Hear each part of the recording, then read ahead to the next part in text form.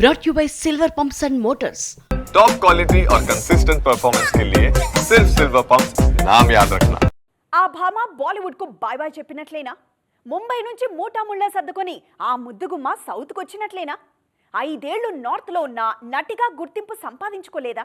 అందుకే ఉత్తరాదికి ఓ దండం పెట్టి దక్షిణాదిపై దండయాత్ర మొదలు పెట్టారా? ఇంతకీ నో నార్త్ గో సౌత్ అంటున్న ఆ బ్యూటీ ఎవరు?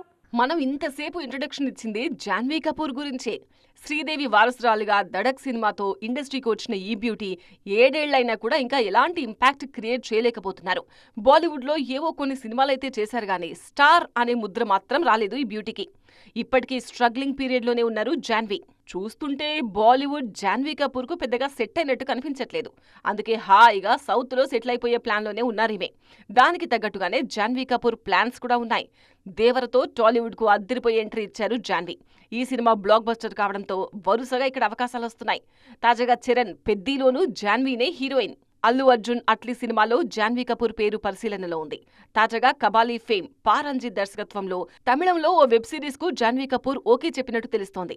సామాజిక అంశాలతో కూడిన సిరీస్ ఇది. ఈ లెక్కన జాన్వీ కపూర్ తీరు చూస్తుంటే బాలీవుడ్ కు పూర్తిగా బై బై చెప్పేసి సౌత్ లోనే ఉండిపోయేలా కనిపిస్తున్నారు.